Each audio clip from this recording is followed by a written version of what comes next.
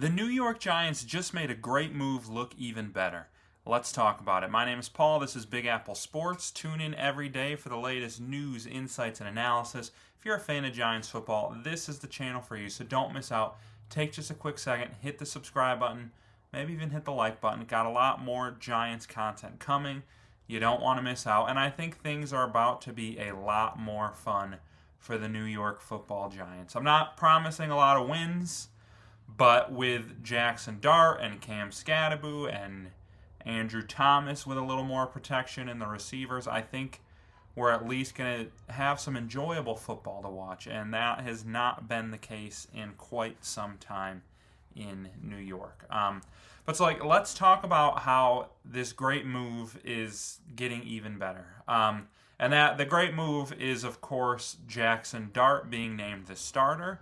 But something that kind of worried me going into the week is okay, they're home, I like that, but the Chargers have a tough defense. And then yesterday, when I saw the injury report, I was pretty nervous. So this is an article from yesterday.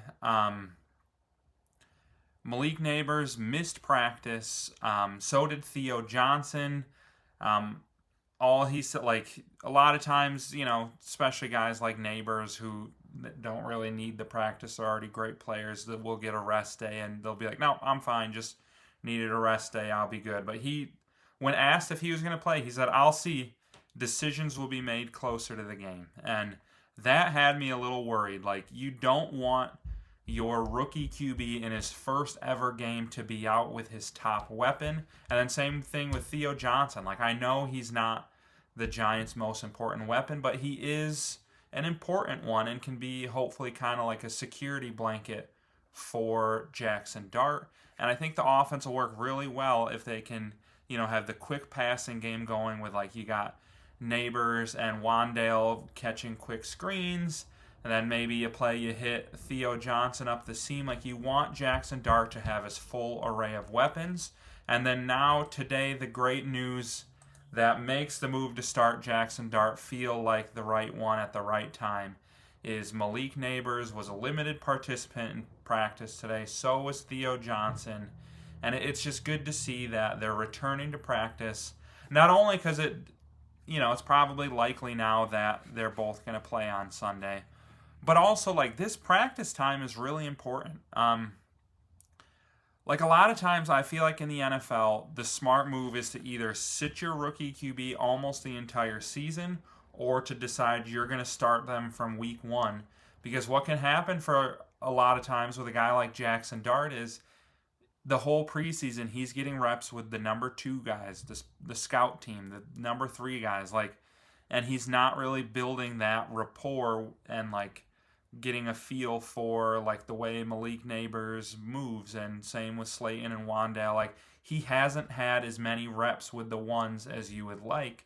So finally, coming into this week, he's getting those starters reps. And if he's not getting them with the actual starters because they're out of practice, that limits even more that rapport with his receiver. So I love to see that Nabers participated today. Theo Johnson participated today. Andrew Thomas. It feels the Giants feel like a team who's never healthy, but it feels like here, at least for this 1 week for Jackson Dart's first start, they're going to have Andrew Thomas, they're going to have Malik Nabers, and they're going to have everybody else on offense of consequence. And I'm excited to see it. He's going to make rookie mistakes. But frankly, we've been getting rookie mistakes out of Russ the last few weeks. He's out here throwing it into the tunnel and just chucking it up because he's bored with the dink and dunk. We've seen rookie mistakes. That's nothing new to us. But I think it's a little more acceptable when it's an actual rookie making them instead of a 10-year vet. But then there's just so many things that Jackson Dart can do that Russell Wilson can't. See over the line of scrimmage because he's not 5'11". And then he's just so much more mobile. I think I've said all week, I think this read option game with Cam Skattebo is going to be extremely effective. And I think it just, while they'll be a little bit limited in some of Jackson Dart's knowledge of the playbook, I just think the way their offense is going to be more versatile and the way Jackson Dart showed in the preseason that he can operate this quick passing game in a way that Russ can't is going to be big for the offense. They're going to have they're going to be able to spread the defense out more with Jackson Dart's abilities, and I am excited to see it. Giants fans, give me your takes. What is your prediction for this week? Is Jackson Dart going to have a terrible week one? Is he going to throw some picks? Are they going to get run off the field, or do you go the other way? He's going to look great. It's going to be just like preseason. Maybe Giants even sneak out a win or play the Chargers tough. I think for me, I'm somewhere in the middle. I think we're going to see Jackson Dart make some plays that just have us gushing about the future and what he's going to look like. But I also think you're going to see him miss some reads. You're going to see him maybe force a throw that shouldn't be in there. And in the end, I think something like a 27-17 Chargers win sounds about accurate. But hopefully I'm wrong and the Giants can maybe even pull out a win. But either way, I think it's the right call to start him now. And I love, and I feel so much better about it seeing the injury report today, knowing like he's going to go out there with the best that this Giants team has to offer. Do I wish this Giants team had a little bit more to offer? Of course.